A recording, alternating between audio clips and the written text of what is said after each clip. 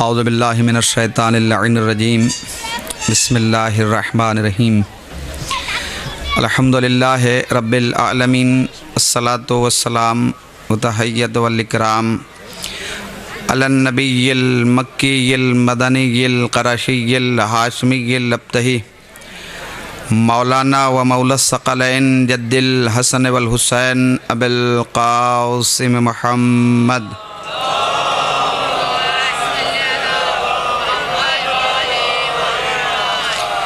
وآلہ الطیبین الطاہرین المعصومین المظلومین من یومنا ھذا الی قیام یوم الدین اما بعد فقد قال اللہ تعالی فی کتابہ الکریم وہو اصدق الصادقین وقولہ الحق بسم اللہ الرحمن الرحیم ولا رطب ولا یابس الا فی کتاب مبین۔ صلوات پڑھے محمد آل محمد پر۔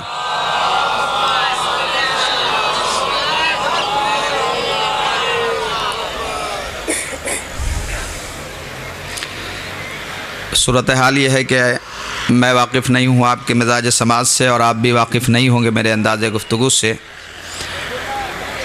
ابھی تک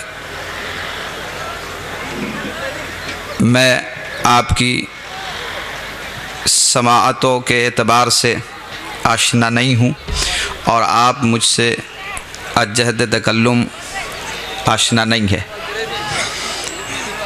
اپناہیت یہ کہ لوگ آتے رہیں جاتے رہیں، اٹھتے رہیں بیٹھتے رہیں، ملاقاتیں ہوتی رہیں، گفت و شنید اٹھنا بیٹھنا رہے تو کہا جاتا ہے یہ اپنا ہے، اور گفت و شنید اٹھنا بیٹھنا نہ ہو تو کہا جاتا ہے یہ بیگانہ ہے۔ تو دنیاوی قوانین کے تحت میں آپ کے لیے بیگانہ ہوں اور آپ میرے لیے بیگانے ہیں، لیکن جس مذہب سے ہم اور آپ وابستہ ہیں اس مذہب کا قانون دنیا کے تمام قوانین سے بالکل مختلف ہے۔ ہمارے مذہب میں اپناہیت اور اجنبیت کے لیے نہ آنے جانے کی قید ہے، نہ ملنے جلنے کی قید ہے، نہ سن و سال کی قید ہے، نہ زبان کی قید ہے، نہ مکان کی قید ہے، نہ قبیلے کی قید ہے، نہ خاندان کی قید ہے، نہ نسل کی قید ہے، نہ وطن کی قید ہے، نہ صوبے کی قید ہے، نہ ملک کی قید ہے۔ ہمارے یہاں اپناہیت اور اجنبیت کے لیے صرف اور صرف ایک پیمانہ ہے، وہ علی کا آستانہ ہے۔ جو اس پر آ گیا وہ اپنا ہے، جو نہیں آیا وہ بیگانہ ہے۔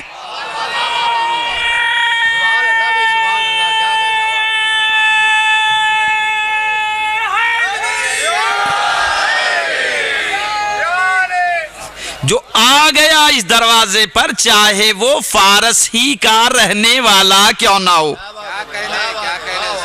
تو آواز آتی ہے سلمانو منا اہل البیت۔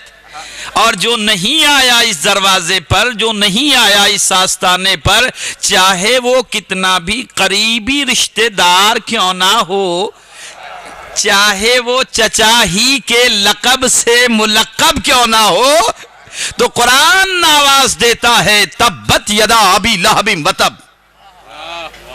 تو آنا شرط نہیں ہے، معرفت شرط ہے، یقین شرط ہے، انکساری شرط ہے۔ اس دروازے پر جو معرفت کے ساتھ میں آ گیا وہ ولی بن گیا۔ اور سرزمین ہندوستان تو ولیوں کے لیے بڑی زرخیز زمین ہے۔ کوئی ایک ولی مجھے بتا دیجئے کہ جو ولی بنا ہو اور علی کا غلام نہ رہا ہو۔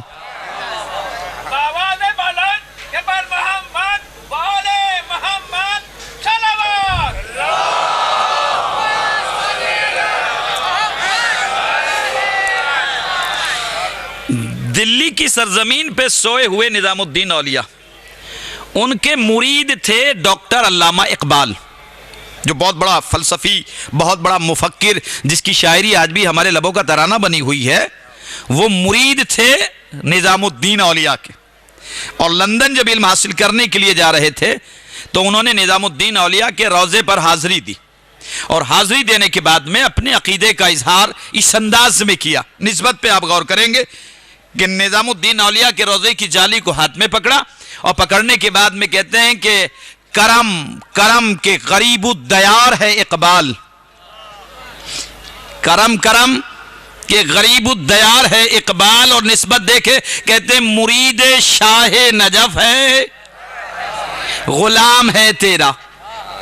بھائی ڈاکٹر علامہ اقبال یہ کہنے کی ضرورت کیا ہے کہ میں مرید شاہ نجف ہوں؟ نہیں، معرفت رکھتے تھے کہ جب تک علی کی مریدی سے نسبت نہ دے دی جائے تو نظام الدین اولیاء کی بارگاہ میں غلامی قبول نہیں ہو سکتی۔ یہ ہے ڈاکٹر علامہ اقبال۔ لیکن نظام الدین خود کیا کہتے ہیں؟ کہتے ہیں کہ نظام الدین حیات دارت بگوید بندہ اوست وگرنہ قمبر اورا کمینہ یک جگہ باشد۔ مولا نظام الدین اولیاء کو یہ کہتے ہوئے شرم آتی ہے کہ میں علی کا غلام ہوں، بلکہ علی کے غلام قمبر کا کمینہ فقیر ہوں۔ تو اب آنا شرط نہیں رہا، معرفت شرط ہو گئی کہ جو اس دروازے پر غلام کا کمینہ فقیر بن کے آ گیا وہ ولی بن گیا۔ یا شاباش قلندر کی طرح کہ حیدری یم قلندرم مستم بندے مرتضی علی ہستم سرگروہ تمام رندانم کے سگے کوے شیر یزدانم۔ یا معین الدین چشتی کی طرح کہ شاہ معین و مسکی یعنی غریب و غمگی کم تر سگے تو، مولا میں مسکین میں غریب میں فقیر تیرے در کے کتے سے بدتر ہوں۔ اتنا بڑا ولی کیا رہا ہے دروازے پہ آگے، مولا میں تیرے دروازے کے کتے سے بدتر ہوں۔ تو اس دروازے پر جو اپنے آپ کو کتے سے بدتر بنا کے لایا وہ ولی بن گیا، اور جو اس دروازے پر اپنے آپ کو بڑا بنا کے لایا جنگ عذاب گواہ ہے وہ کتا بن گیا۔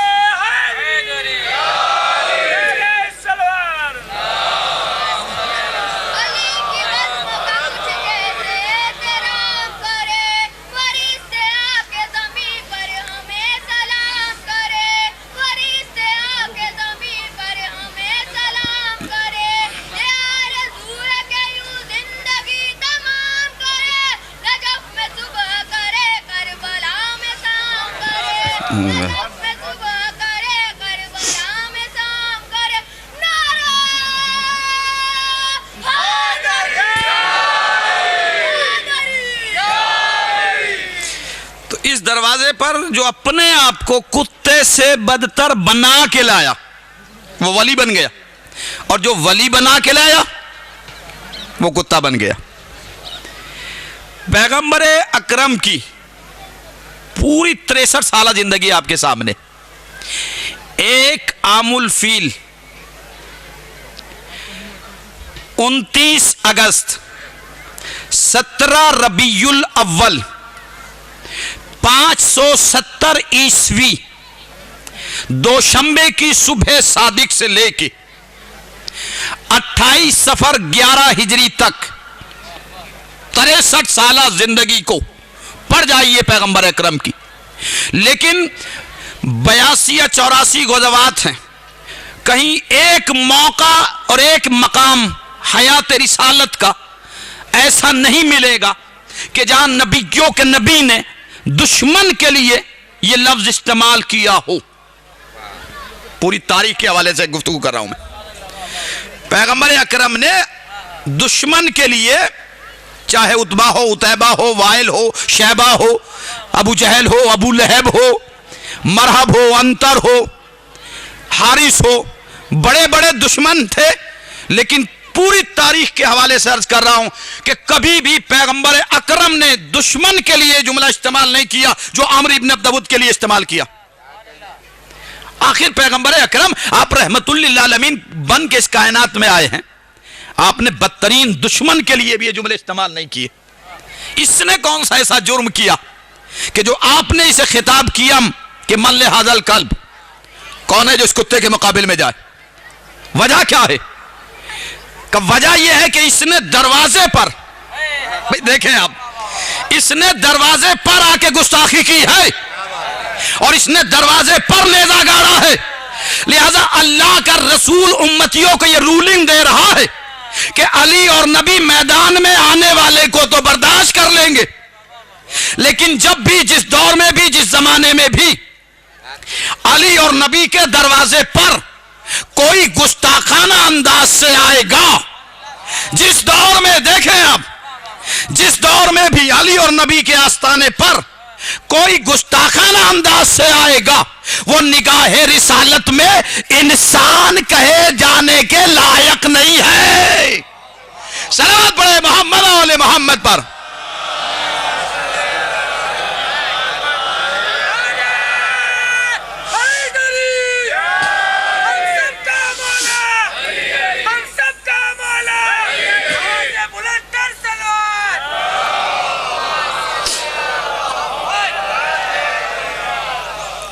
تو یہ معرفت شرط ہے اس دروازے پر آنے کے لیے، اور اس دروازے کے تحت نہ میں آپ کے لیے اجنبی ہوں اور نہ آپ میرے لیے بیگانے۔ اجنبی تو جب ہوتے جب ہمارے دروازے بدلے ہوتے ہیں، اس لیے کہ ہم تو وہ ہیں کہ نہ ہم دروازہ بدلتے ہیں، نہ ہم جادہ بدلتے ہیں، نہ ارادہ بدلتے ہیں، نہ ہم اپنا امام بدلتے ہیں، نہ ہم اپنا عقیدہ بدلتے ہیں۔ بدلنے والے تو اور ہی ہے۔ ہم نے جسے روز اول اپنا امام مانا ہے، آج بھی بحمداللہ امام مان رہے، قیامت تک بھی امام مانتے۔ حد یہ ہے کہ ہم تو قبر میں لیٹ کے بھی امام کی امامت کی صلوات پڑھے محمد آل محمد پر۔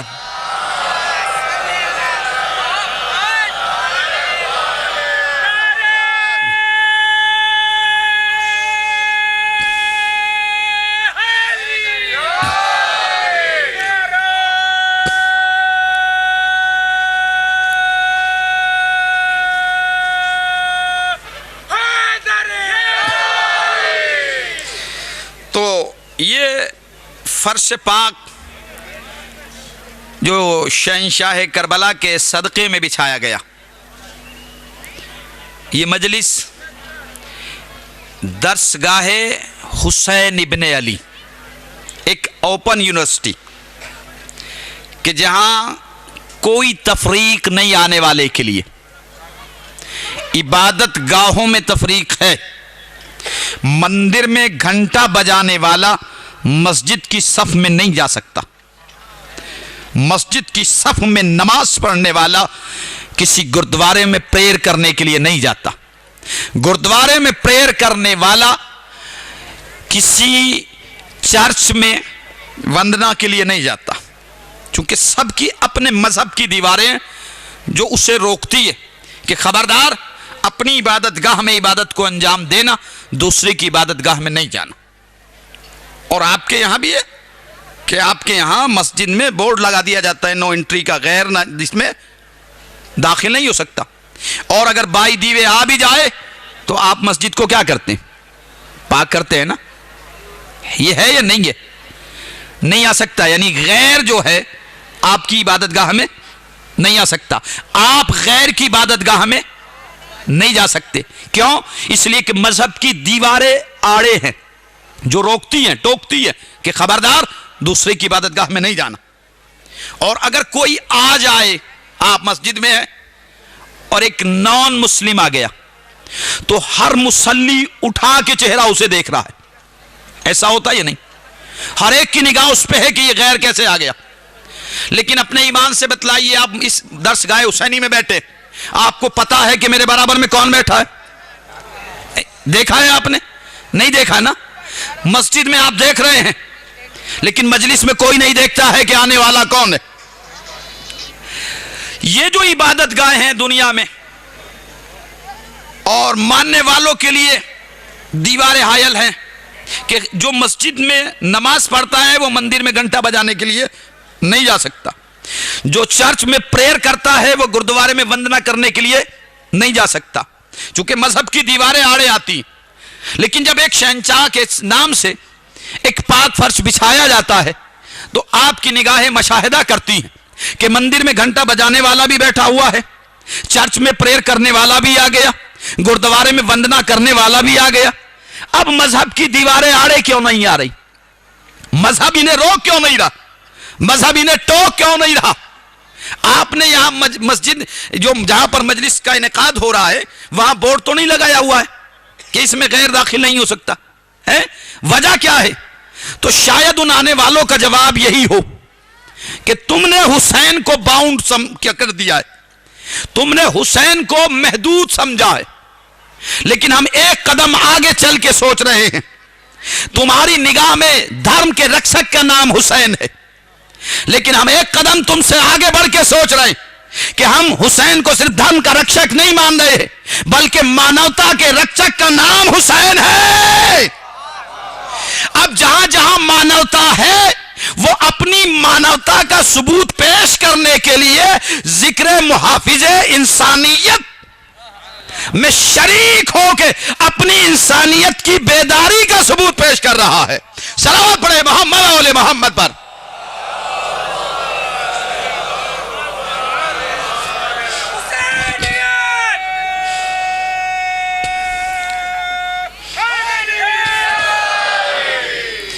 اب دوسری بات،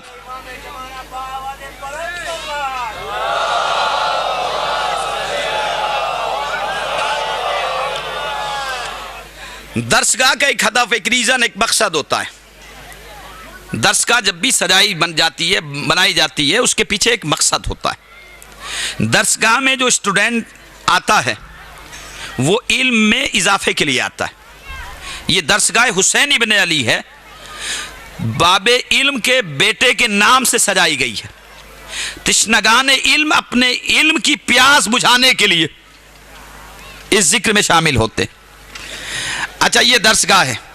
درسگاہ دنیا میں بھی جتنے بھی ہیں اسکول، اس کا مقصد کیا ہے کہ جو بچے اٹینڈ کر رہے ہیں اسکول درسگاہ کو تو ان کی ایجوکیشن میں اضافہ ہوتا ہے۔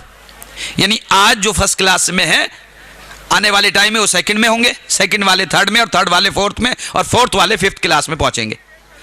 لیکن ایک اسٹوڈنٹ جو مسلسل کلاس تو اٹینڈ کر رہا ہو اور ایجوکیشن میں اس کی گیان میں اس کے اضافہ نہیں ہو رہا ہے تو وہ دوستوں کی نگاہ میں بھی گرے گا، معاشرے کی نگاہ میں بھی گر جائے گا، والدین کی نگاہ میں بھی گر جائے گا کہ یہ درسگاہ تو اٹینڈ کر رہا ہے لیکن اس کی ایجوکیشن میں اضافہ نہیں ہو رہا ہے۔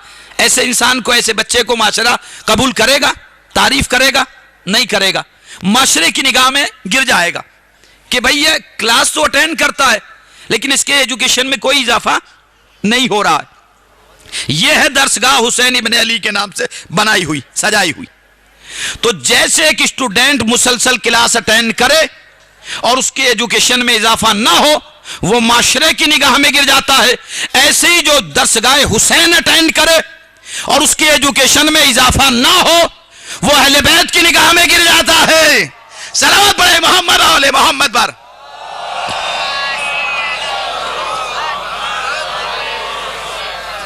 چونکہ یہ جو مجلس ہے یہ کسی رسم کی ادائیگی نہیں،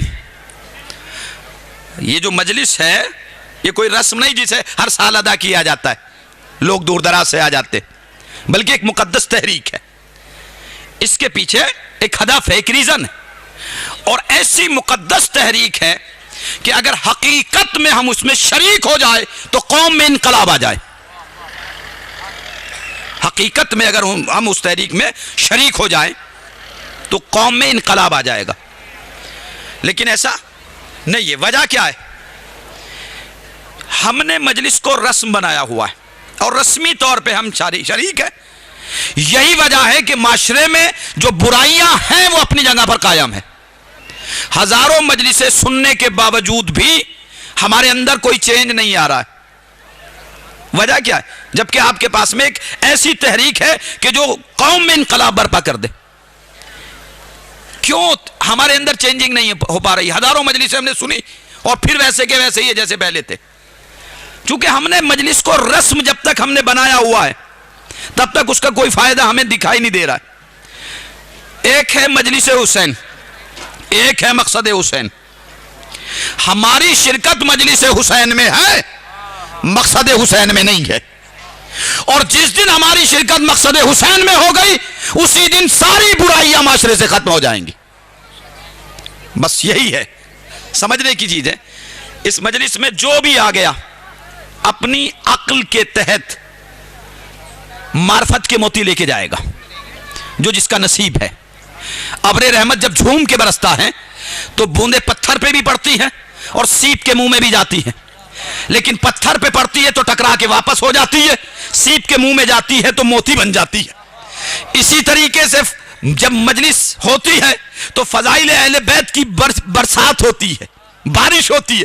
جب یہ فضائل مومن کے دل سے ٹکراتے ہیں تو معرفت کے موتی بن جاتے ہیں، منافق کے دل سے ٹکراتے ہیں تو جیسے پتھر سے پانی ٹکرا کے واپس ہو جاتا ہے ویسے ہی واپس ہو جاتے ہیں۔ ایک صلوات پڑھے محمد آل محمد پر۔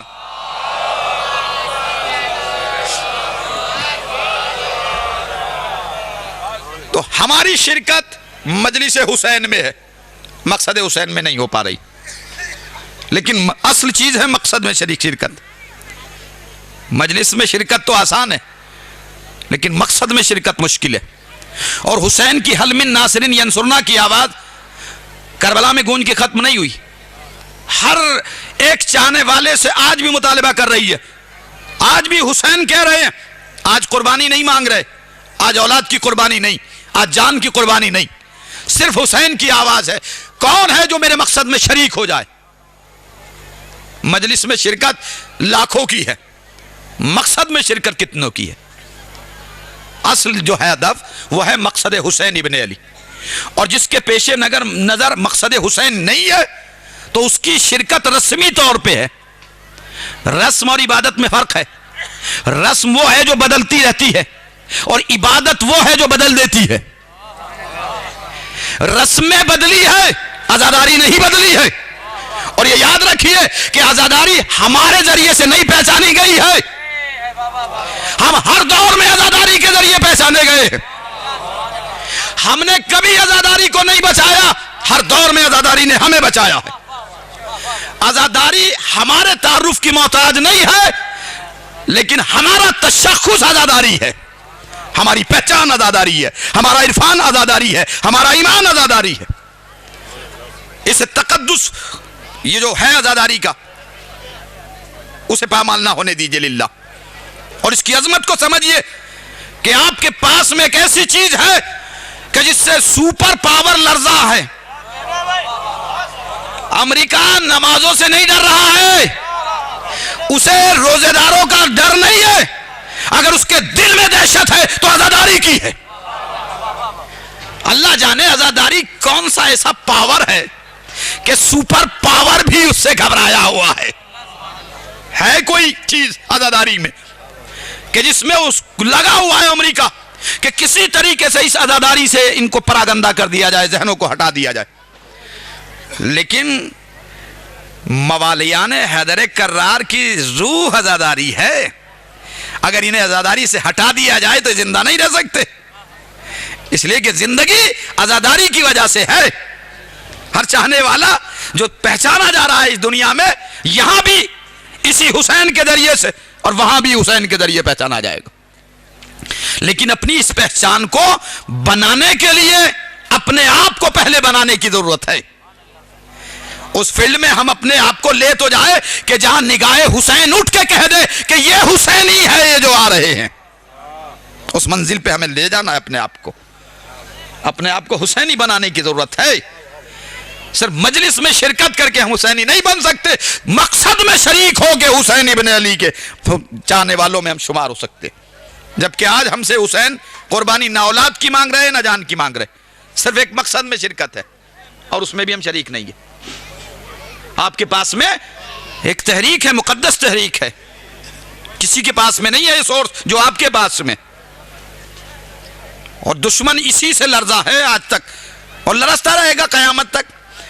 کتنے بڑے بڑے لرز کے اپنی اپنی قبروں کے جہنم میں پہنچ گئے، لیکن عزاداری پہ کوئی حرف نہ کل آیا تھا نہ آج آئے گا، اس لیے کہ اس کا محافظ کوئی بندہ نہیں ہے، خالق اس کا محافظ ہے، وہ باقی رکھے ہوئے اور قیامت تک وہ باقی رکھ کے رہے گا۔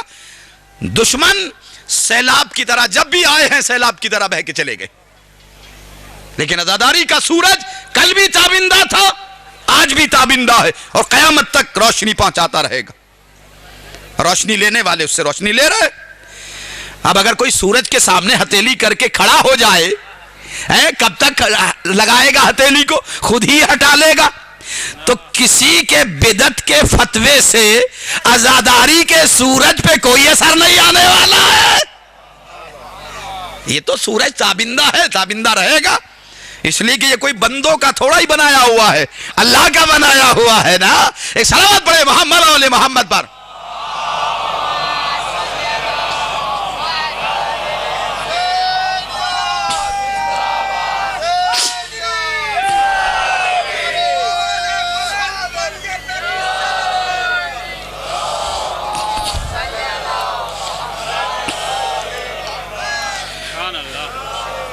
تو مقصد عزاداری سمجھیے،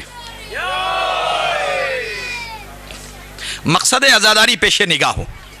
ایک انسان جو گھر سے نکلا ہے، اگر اس کے پیش نگاہ مقصد نہیں ہے، گھر سے نکل گیا، کسی نے اس سے پوچھا بھائی تم کہاں جا رہے ہو؟ کہ یہ تو مجھے بھی نہیں پتا کہ مجھے جانا کہاں ہے، اسے آپ عقل مند کہیں گے؟ بے وقوف کہیں گے نا۔ ایک انسان مجلس میں آ گیا، اس سے پوچھا کہ بھائی کیوں آئے ہو؟ کہ یہ تو مجھے بھی نہیں پتا میں آیا کیوں ہوں۔ تو یہ کوئی عقل مندی کی دلیل نہیں ہے، اس لیے کہ انما الاعمال بالنیات، عمل ڈیپینڈ کرتے ہیں نیت کے اوپر۔ آپ نے وضو کر لی، نیت نہیں کی، بیکار ہے وضو۔ پوری نماز پڑھ ڈالی ہے آپ، جس میں آپ کا ذکر بھی ہو، تشہد بھی ہو، سلام بھی ہو، قیام بھی ہو، رکوع بھی ہو، ترتیب بھی ہو، موالات بھی ہو، ساری چیزیں ہیں، نیت نہ کیجئے۔ لے لیجئے کسی بھی مفتی سے فتویٰ، نماز صحیح ہے؟ صحیح نہیں ہے۔ کیوں؟ اس لیے کہ نیت ہی نہیں ہے۔ آپ نے جو بھی عمل واجب کیا ہے، نیت نہیں کی، شریعت نے کہا یہ عمل بیکار ہے۔ عزاداری میں آپ شریک ہیں، لیکن آپ کی نیت ہی نہیں ہے کہ ہم مجلس حسین میں شرکت کے لیے آئے، تو بس ایسے ہی ہے کہ جیسے کوئی آدمی بغیر نیت کے نماز پڑھ رہا ہو، ایسے ہی وہ کہ بغیر نیت کے بیٹھا ہوا ہے مجلس میں، اسے پتہ ہی نہیں کہ میں آیا کیوں ہوں اور میرا مقصد کیا ہے۔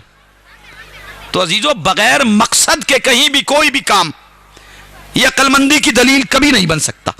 کہے گا جی بھی پاگل انسان ہے، اسے پتہ ہی نہیں کہ میں کہاں جا رہا ہوں اور کہاں بیٹھا ہوں اور کیوں بیٹھا ہوں۔ تو نیت آپ کی پیش نگاہ ہو، اور جب نیت صحیح ہے تو پھر عمل بھی صحیح ہوگا۔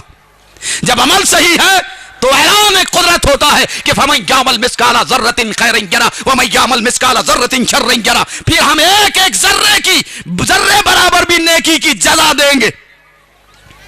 عادل مطلق کا یہ قانون ہے کہ پھر نیکی ایک ذرے کے برابر بھی ہو تو ہم اسے رائے گا نہیں کریں گے، اس کی جزا دیں گے۔ اور جب کاتب قدرت خود کہہ رہا ہے جزا دوں گا، تو اس جزا کو چھین کون سکتا ہے؟ وہ اس کا نصیب ہوگا۔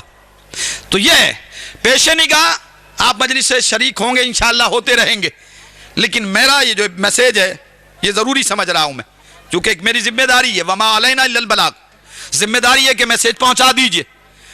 اب ماننا نہ ماننا یہ پبلک کی ذمہ داری، رسول کا کام ہے کہ پیغام اللہ کا پہنچا دے، زبردستی ڈنڈا لے کے کھڑا نہ ہو کسی کے سر پہ۔ لا اکراہ فی الدین، جبر نہیں رکھا اسلام میں۔ اب یہ عمل کرنے والے کے اوپر ڈیپینڈ ہے کہ وہ کتنا فالو کر رہا ہے اس کا۔ تو اب جب ذہن میں آ گیا کہ مجلس کا مقصد کیا ہے، اب اس کے بعد میں یہ ہے کہ مجلس ہے درسگاہ کا مطلب ہے جہاں علم تقسیم ہوتا ہے، باب علم کے تصدق میں، باب علم کے بیٹے کے صدقے میں۔ اللہ کا جو سب سے پہلا میسیج ہے وہ کیا ہے؟ ذہن میں ہے سب سے پہلی وہی۔ دیکھیے میں ذہن کو، چونکہ درسگاہ حسینی میں آپ ہے، اور جو جس کا نصیب ہے وہ معرفت کا وہ موتی لے کے جائے گا، اس لیے کہ اگر ظرف میں وسعت ہے تو معرفت کے موتی زیادہ آئیں گے، لیکن کم ظرف ہے تو کچھ بھی نہیں آئے گا۔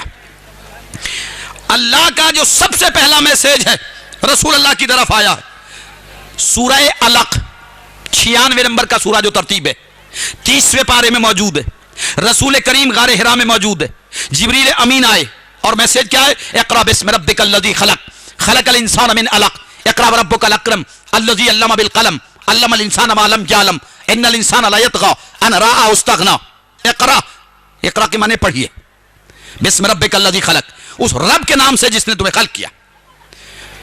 اور اسی میں ایک سینٹنس، ایک جملہ اور آگے، علمہ بالقلم، اس نے تعلیم دی قلم کے ذریعے۔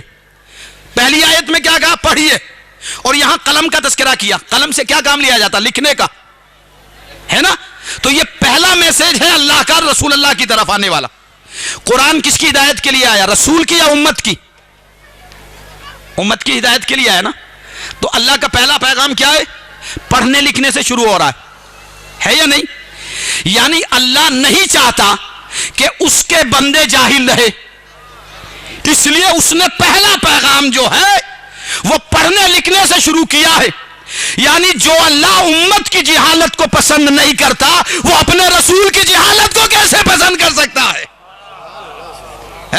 اس کے اوپر اگر الزام جہالت لگایا جائے, امی کا الزام لگایا جائے, اسے کیسے ایکسپٹ کرے گا؟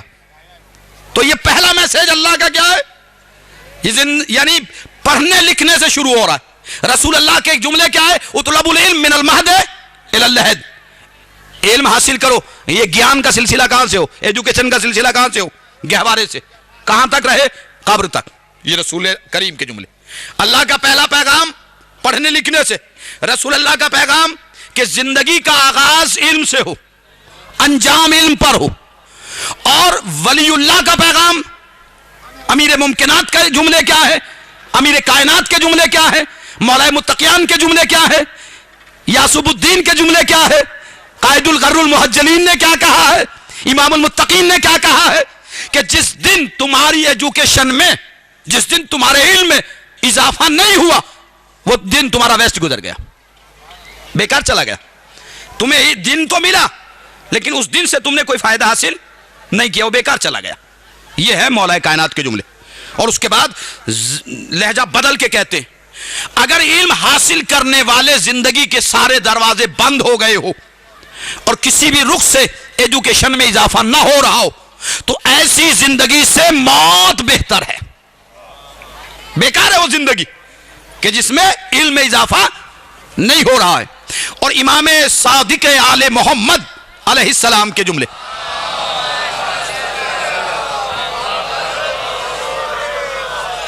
فرماتے ہیں کہ تمہارا بچہ ایجوکیشن کے ہر فیلڈ میں, تمہارا بچہ ایجوکیشن کے ہر فیلڈ میں سب سے آگے رہے.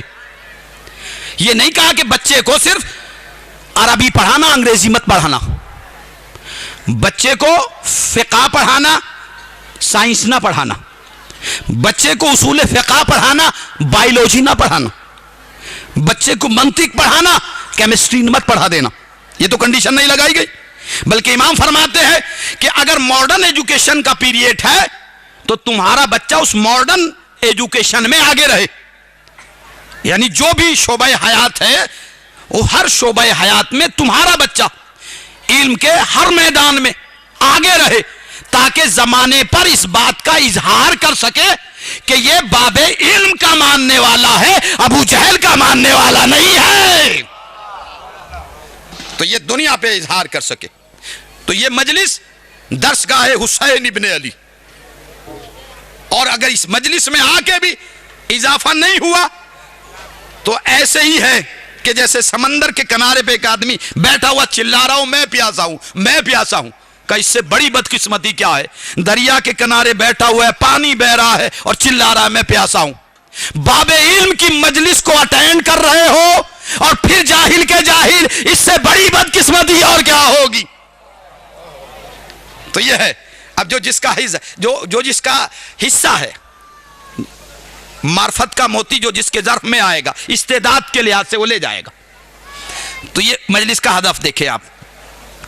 دوسری چیز جو میں نے قرآن کی ایک آیت آپ کے سامنے پڑھی, دنیا میں مختلف مذاہب ہیں, آپ سارے مذاہب کی اسٹڈی کیجئے. ہر مذہب کے ماننے والوں کے یہاں ایک ہولی بک ہے, ایک ہولی بک ہے, مقدس کتاب.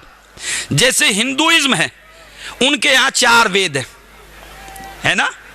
ہندوازم میں 4 وید ہیں جو مقدس مانے جاتے, ان کی مقدس کتاب ہے.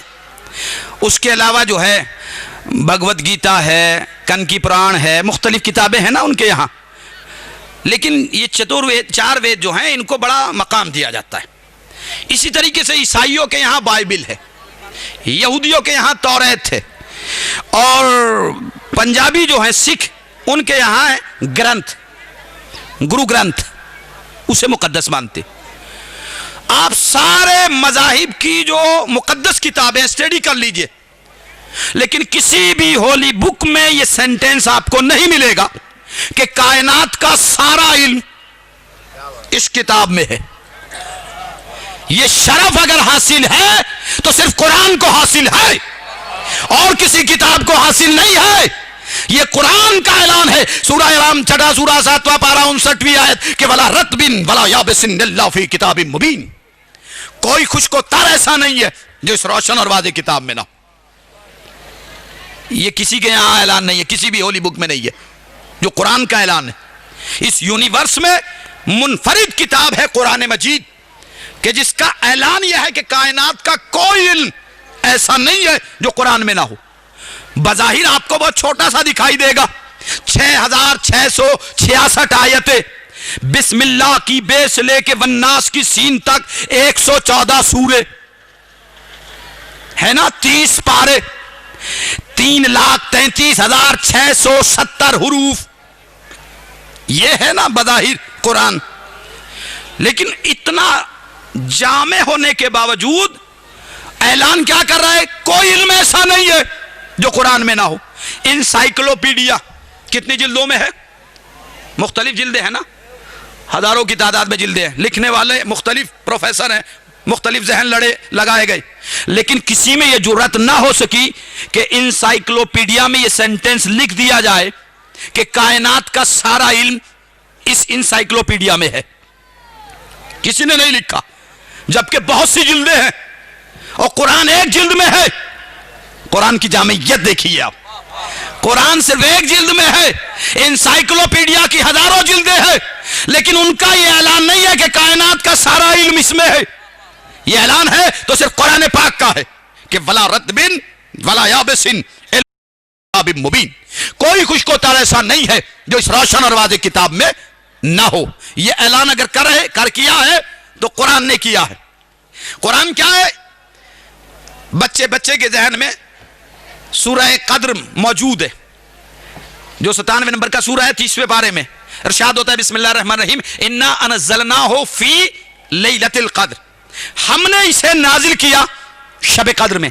نام ڈکلیئر نہیں کیا کیا نازل کیا، انزلناہ، ایک ہے جو ہے ایک سرکل ہے، ایک دائرہ ہے، ایک چھوٹا سا دائرہ ہے، 6665 آیتیں اس دائرے میں چھپا دی اللہ نے۔ آج تک کسی پڑھنے والے نے غور کیا کہ ایک سرکل میں پورا قرآن کیسے آ گیا؟ یعنی اللہ کا ایک سرکل میں قرآن ہے، سب کی سمجھ میں آئے، اور ابو طالب کا بے نیاز بیٹا خطیب منبر سلونی منبر پہ بیٹھ کے یہ کہے کہ ایک ڈاٹ میں قرآن ہے۔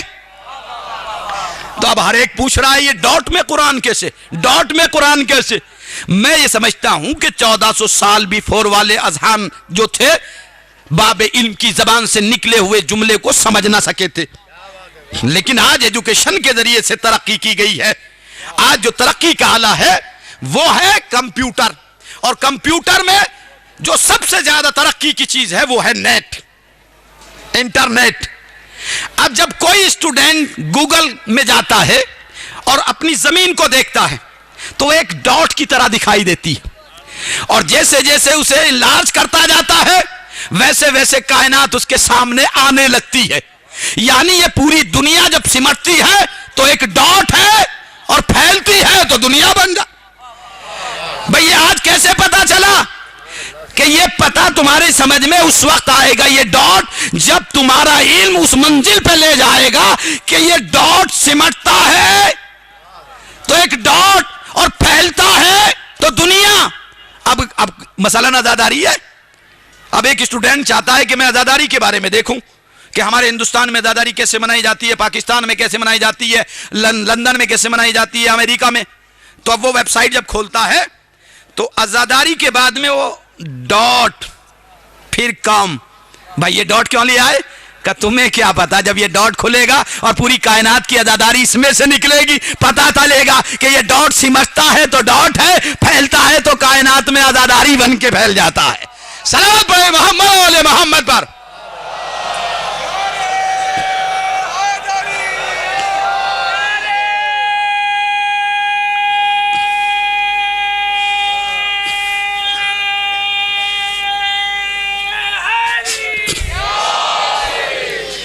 مولا متقیان نے 1400 سال بیفور ایک جملہ کہا تھا کہ میرے سامنے پوری یونیورس ایک ہاتھ کی ہتھیلی کی طرح. لوگ سمجھ ہی نہیں پائے کہ یہ ہتھیلی میں دنیا کیسے دکھائی دیتی، چونکہ علم نہیں تھا نا اتنا سمجھنے کے لیے. لیکن آج جب ٹیکنالوجی نے ترقی کی اور ملٹی میڈیا کے سیٹ آ گئے مارکیٹ میں، اب تو بچے بچے کے ہاتھ میں اسکرین ایک ہتھیلی کے برابر ہے، اور وہ نیٹ کھولے ہوئے اور نیٹ پہ پوری دنیا دیکھ رہا ہے. ایک ہتھیلی بھر اسکرین ہے اور نیٹ کھولے ہوئے، اور ایک ہتھیلی بھر اسکرین پہ وہ آج چھوٹا سا بچہ پوری دنیا دیکھ رہا ہے یا نہیں دیکھ رہا ہے؟ تو یہ پوری دنیا ہے کہ ہتھیلی میں کیسے نظر آئی؟ مولا نے 1400 سال پہلے کہا تھا کہ یہ ابھی تمہاری سمجھ میں نہیں آئے گا کہ ہتھیلی میں دنیا کب کیسے نظر آتی ہے. جب تمہارا علم اس منزل پہ لے جائے گا کہ ایک بچہ ہاتھ کی ہتھیلی کے برابر اسکرین میں دنیا دیکھنے لگے گا، تب سمجھ میں آئے گا کہ باب العلم نے کیا جملہ کہا تھا. تمہارا علم لے جائے گا وہاں، تب سمجھ میں آئے گا.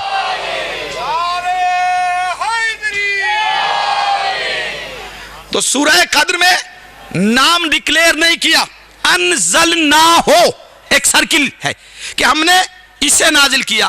ہے کے اوپر ایک پیش ہے الٹا، اور یہ ہو کا جو مرجع ہے یہ عود کر رہا ہے قرآن کی طرف، اور اسی میں پورا قرآن چھپا دیا. لیکن سورہ دیر 76واں سورہ 29واں پارہ 23ویں آیت میں ڈکلیئر کیا کہ ہم نے کیا نازل کیا. اِنَّا نَحْنُ نَزَّلْنَا عَلَيْكَ الْقُرْآنَ تَنزِيلًا، محمد جو ہم نے تمہاری طرف نازل کیا اس کا نام قرآن ہے، جسے ہم نے جستا جستا نازل کیا. ڈائریکٹ نازل کیا کہ نہیں. سورہ شورى 26واں سورہ 19واں پارہ آیت نمبر 193، نزل بہ روح الامین علی قلبک، اس کے لانے والے کا نام روح الامین ہے. اس کا مطلب جبریل کے ذریعے سے قرآن کو نازل کیا، ڈائریکٹ نہیں. اے خالق کن فیکون، اے مالک ارض و سما، اے رازق جن و انسا، اے نباتات و جمادات کے کردگار، اے کائنات کے پروردگار، یہ تو نے جبریل کو وسیلہ کیوں بنایا قرآن کے نزول میں؟ کہ یہ بتانے کے لیے کہ قرآن میری جانب سے رسول کی جانب جب آیا ہے تو بغیر وسیلے کے نہیں آیا، اور وہ وسیلہ بھی معصوم وسیلہ ہے. یعنی اللہ بتلا رہا ہے کہ جب رسول اللہ تک قرآن بغیر معصوم وسیلے کے نہیں آتا تو رسول سے امت تک بغیر 14 معصوم وسیلوں کے صلوات پڑھے محمد محمد پر.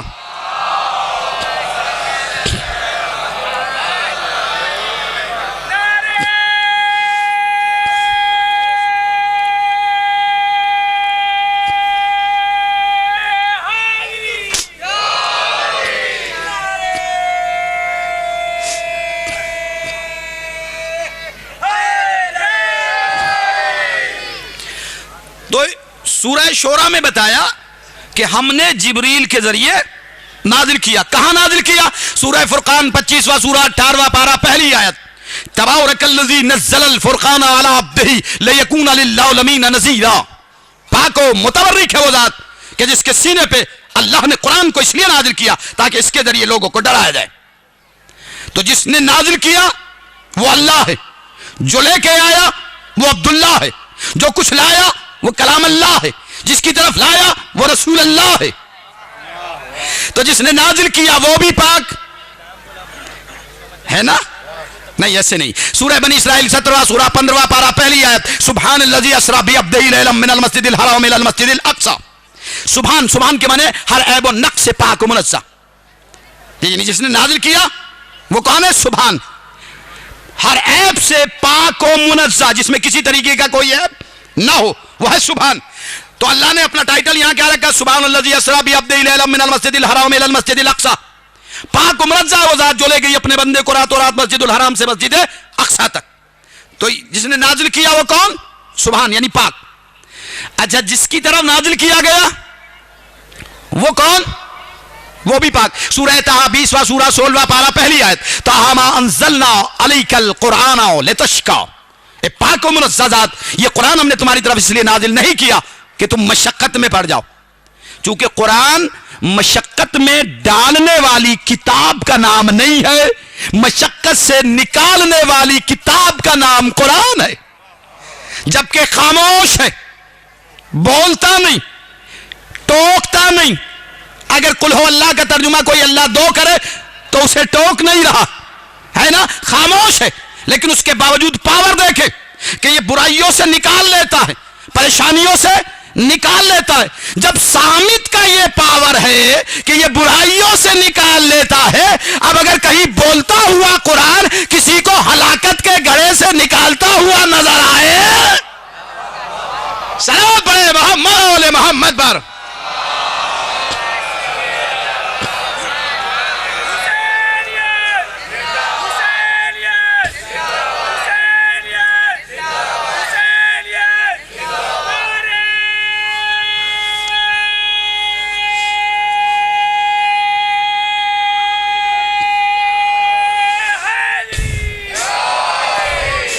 تو جس نے نازل کیا وہ پاک, اور جس کی طرف نازل کیا گیا وہ بھی پاک, اور جو کچھ نازل کیا گیا. سورہ واقعہ 56واں سورہ 27واں پارہ آیت نمبر 79, لا یمسہ الا المطہرون, یہ اتنا پاک ہے کہ کوئی ناپاک اس کے قریب نہ جائے. یہ اتنا پاک ہے کہ کوئی ناپاک اسے مس نہ کرے, کوئی ناپاک اسے ٹچ نہ کرے, کوئی ناپاک اسے نہ چھوئے. لیکن قرآن کے لیے کیا کہا کہ حالت رس میں, حالت نجاست میں تم اس کے قریب نہ جانا. اور جب محافظ قرآن کی بات آئی, معلمان قرآن کی بات آئی, تو مزاج مشیت بدل گیا. قرآن کے لیے کیا کہا, انہ لقرآن کریم فی کتاب مکنون لا یمسہ الا المطہرون, اسے وہی مس کرے جو پاک ہو. اور جب اہل بیت کی بات آئی تو مزاج مشیت بدلا. سورہ احزاب 33واں سورہ 22واں پارہ 33ویں آیت, انما یرید اللہ لیذھب عنکم الرجس اہل البیت ویطہرکم تطہیرا.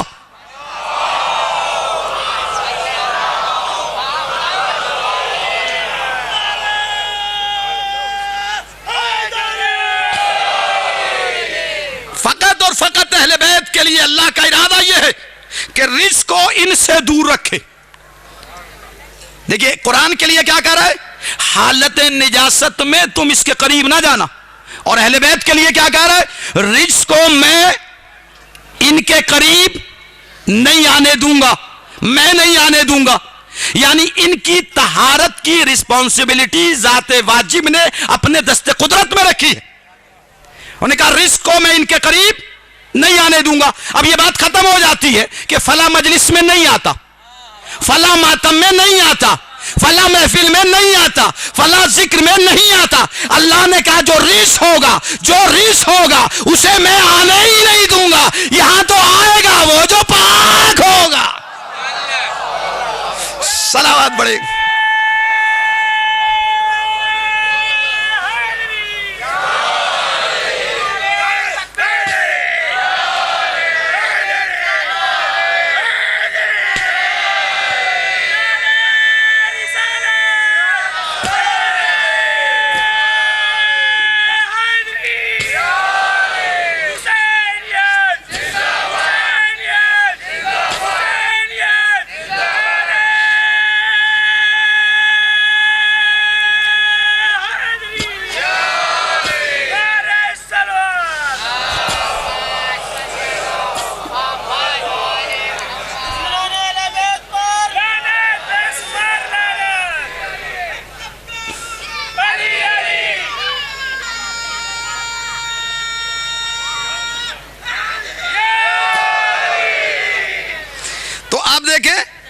میں یہ جو لاجیکل گفتگو اس لیے کر رہا ہوں کہ آج کا جو پیریڈ ہے وہ صرف یہ کہہ کے گزرنے کا نہیں, یہ میرا عقیدہ ہے. اس لیے کہ آج بچہ بھی آپ سے کوسچن پٹ اپ کر سکتا ہے, آپ کا عقیدہ ہے لیکن دلیل دیجئے, جسے آپ مان رہے ہیں جس چیز کو, اس کے بارے میں آپ دلیل دیجئے. ہے یا نہیں آج کا؟ آج اپنے عقیدے کو دوسرے کی طرف آپ منتقل نہیں کر سکتے جب تک اسے ایسی دلیل نہ دے کہ وہ مطمئن ہو جائے. اور ہمارے پاس میں قرآن سے بڑھ کے کوئی دلیل نہیں ہے. اس لیے ہم نے جب اہل بیت کے فضائل کو بیان کرنا شروع کیا تو ہم نے روایتوں کی بیساکھیوں کا سہارا نہیں لیا ہے. اس لیے کہ روایتوں کی بیساکھیوں کا سہارا وہ لیتے ہیں جنہیں قرآن کی آیتوں کی روشنی میسر نہیں ہوتی ہے. ہم تو کہتے ہیں کہ ہم جنہیں مانتے ہیں ڈنکے کی چوٹ پہ مانتے ہیں, آیتوں کی روشنی میں مانتے ہیں.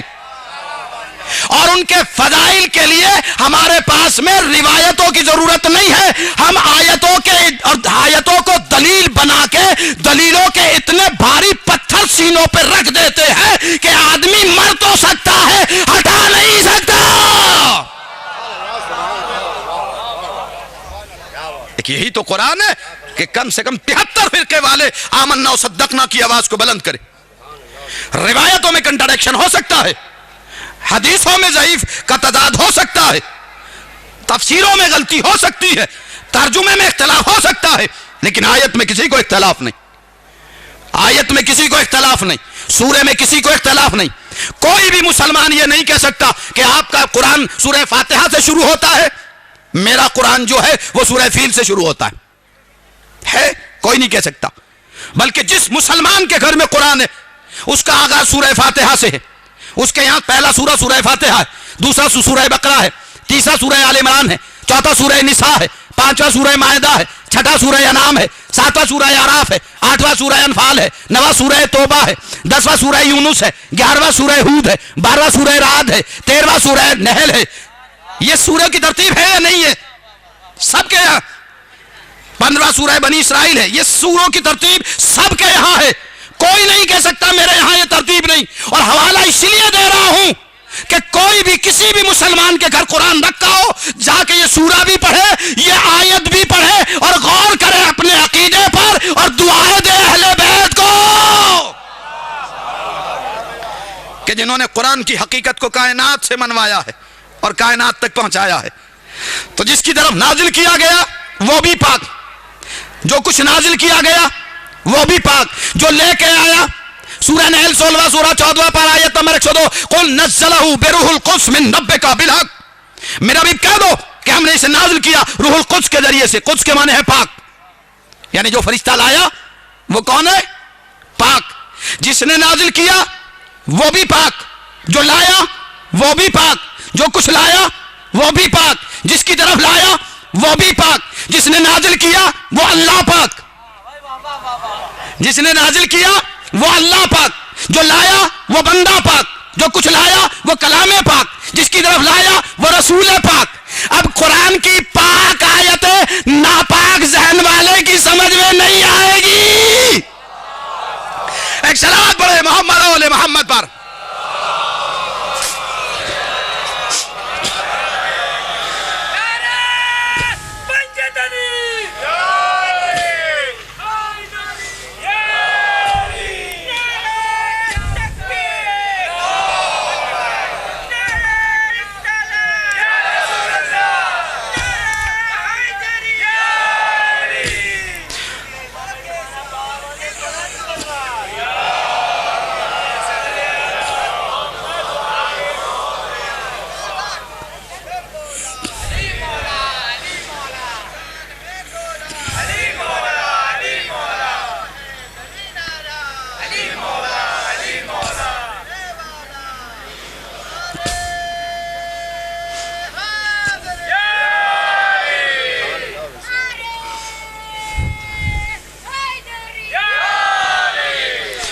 تو قرآن اس مقدس کتاب کا نام ہے کہ جو بظاہر 114 سوروں کا مجموعہ ہے.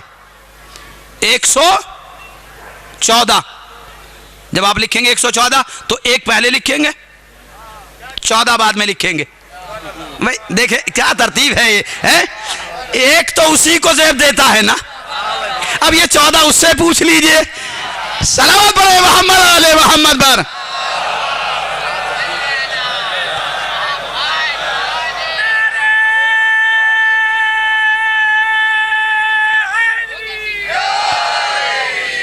ایک 114 سوروں کا مجموعہ. قرآن میں سارا علم ہے. تعجب ہوتا ہے قرآن کے پاس سارا علم ہے اور جسے اللہ اس کا معلم بنا کے بھیجا ہے وہ بے علم ہے. سوچنے کی بات ہے, یعنی جس کو اس کا معلم بنا کے بھیج رہا ہے, پڑھانے کے لیے جسے بھیج رہا ہے وہ بے علم ہے. جب قرآن کے پاس بے علم ہے سارا, تو جو معلم بن کے آ رہا ہے اس کے پاس قرآن سے زیادہ ہونا چاہیے نا.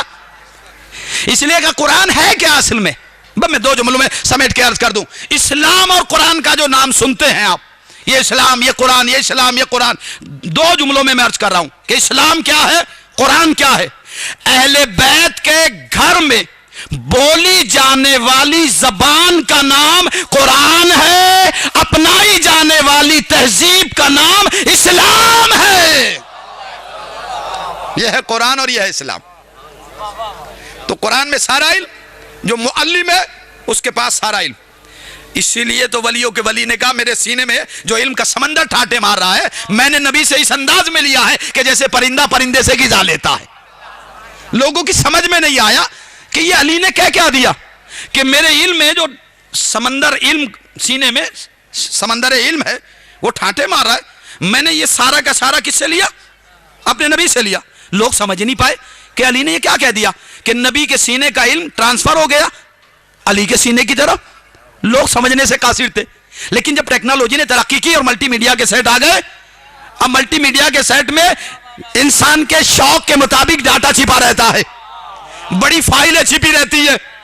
اب اگر کوئی یہ چاہے کہ یہ ساری فائلیں جو میرے موبائل میں ہے وہ دوسرے موبائل میں ٹرانسفر ہو جائے تو ضرورت یہ ہے کہ وہ موبائل بھی ایسا ہی ہو جیسا یہ ہے نا، جیسا یہ ہے ویسا ہی ہو. اس لیے کہ اگر وہ سیٹ بھی ملٹی میڈیا کا نہ ہوا تو ڈاٹا ٹرانسفر نہیں ہوگا. اب یہ سیٹ بھی ملٹی میڈیا کا ہے، یہ بھی.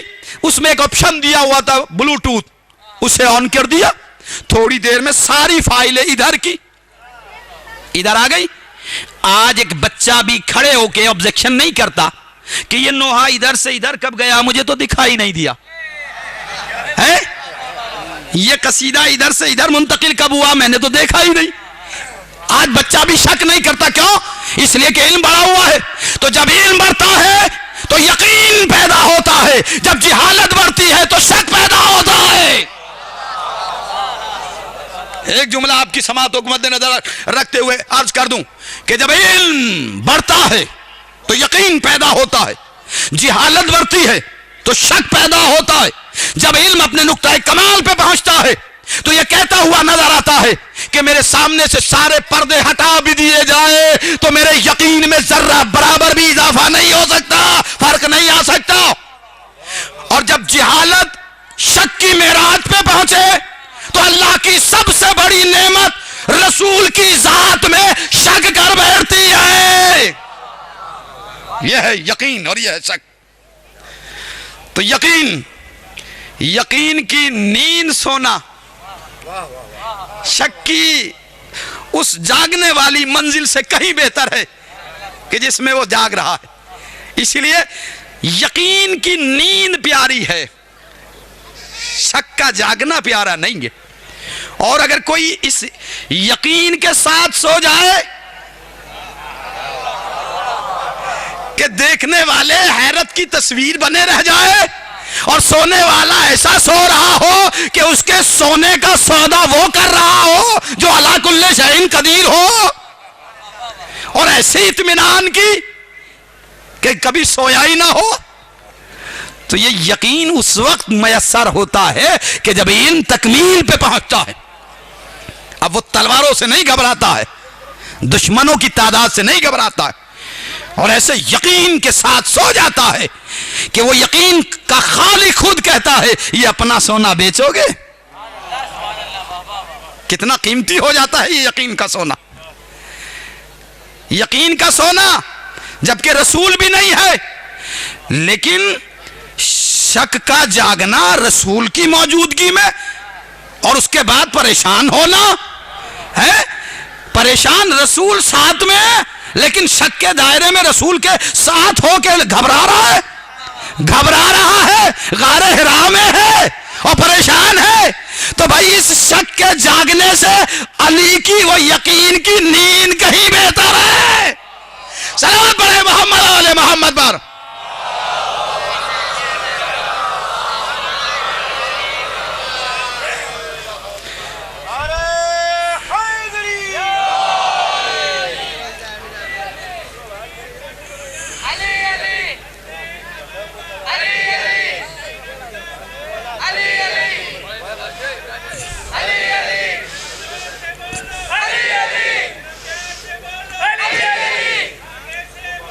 Ali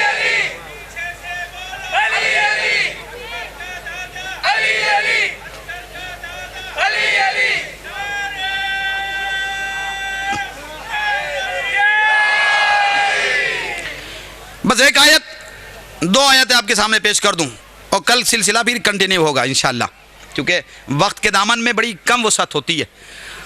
فضائل کا دریا تو بے کنار ہے، لیکن وقت کا دامن کوتا ہے۔ وقت کی یہ اوقات نہیں ہے کہ فضائل اہل بیت کو یہ وزن کو برداشت کر سکے، ہے نا؟ اس لیے وقت نے دامن سمیٹا ہے، اہل بیت کے فضائل نے دامن نہیں سمیٹا ہے۔ یہ سمیٹنے والا سمیٹ بھی نہیں سکتا، انسان خود سمٹ جاتا ہے، فضائل آج تک نہ سمٹے۔ جبریل نے اپنے پر سمیٹے ہیں، فضائل اہل بیت نہیں سمیٹ پایا ہے۔ وہ صلوات پڑھے محمد آل محمد پر۔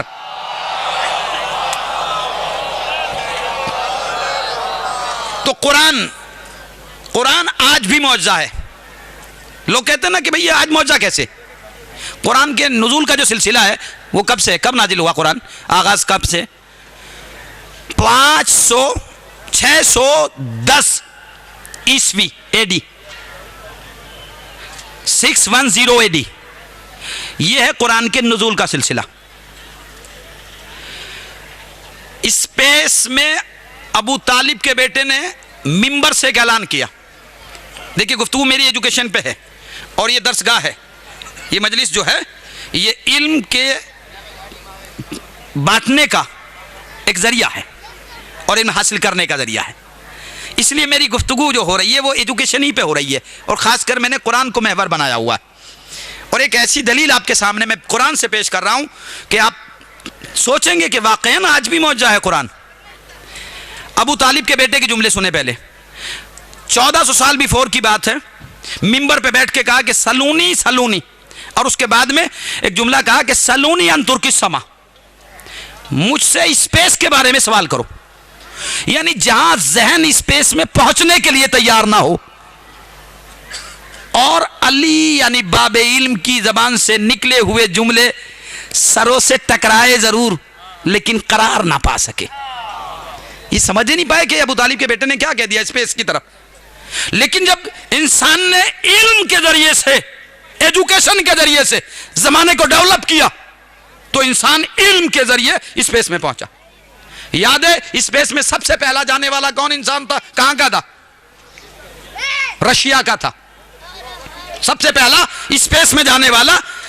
دیکھیں نبی اور آل نبی کی بات چھوڑ دیجئے، میں انسانوں کی بات کر رہا ہوں۔ کسی کے ذہن میں یہ آئے کہ نبی گئے، ان کا تو مقام ہی بلند تھا، وہ تو جاتے ہی رہتے تھے، وہ تھے ہی وہاں کے تو ان کی بات چھوڑیے، میں ایک جنرل بات کر رہا ہوں۔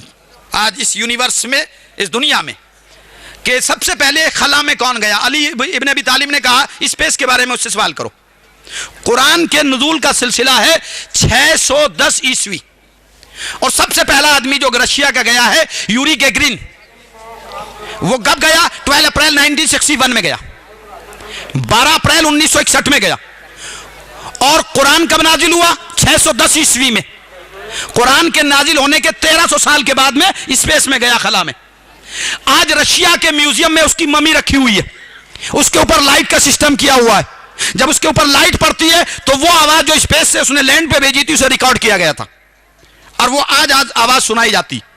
جیسی لائٹ اس کی ممی پہ پڑی وہ آواز سنائی جاتی ہے جو اس نے اسپیس سے لینڈ پہ بھیجی تھی، دھرتی پہ، زمین پہ۔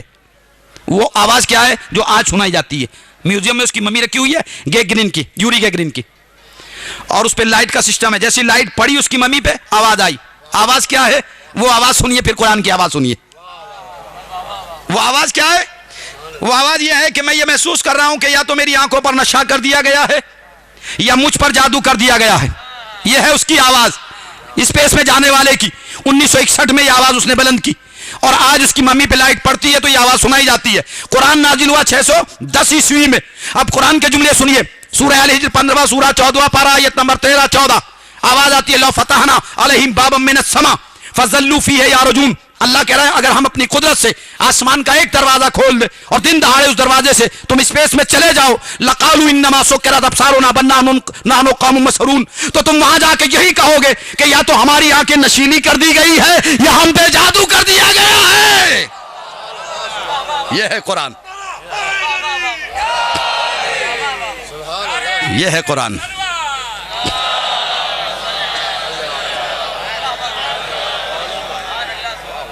یہ ہے قرآن. قرآن نے پہلے بتایا ہے, اس نے 1300 سال کے بعد اس جملے کو دہرایا.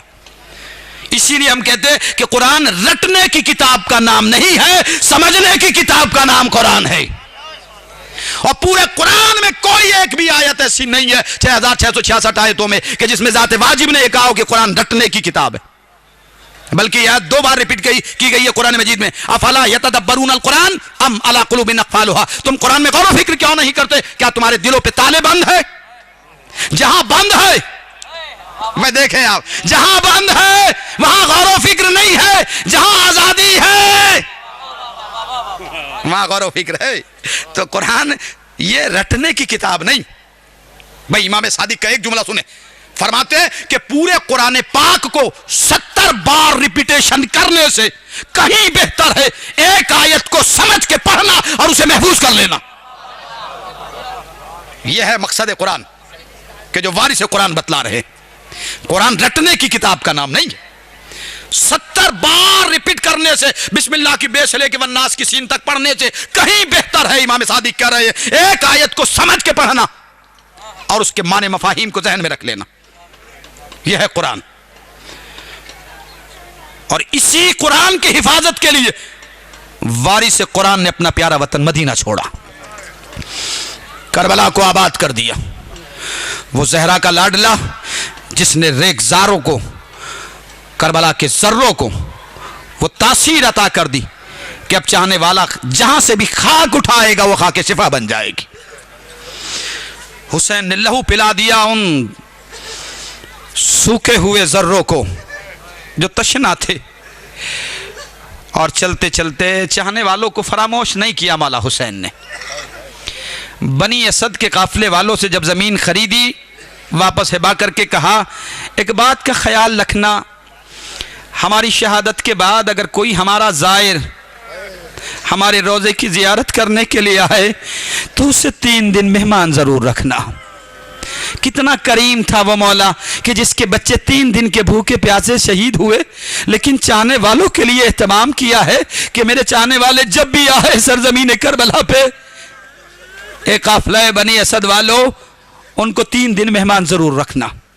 ہاں یہ محافظ قرآن بننے والا حسین, تاریخ نے یہ منظر دیکھا کہ حسین کے سر اور تن میں جدائی پائی گئی, لیکن قرآن اور حسین میں جدائی نہیں. نو کے نیزہ پر بلند کٹا ہوا سر جس راستے سے جاتا ہے قرآن کی تلاوت کرتے ہوئے, ام حسبتا ان اصحاب الکہف والرقیم کانوا من آیاتنا عجبا. پیچھے پیچھے مخدرات عصمت و طہارت کا قافلہ ہے,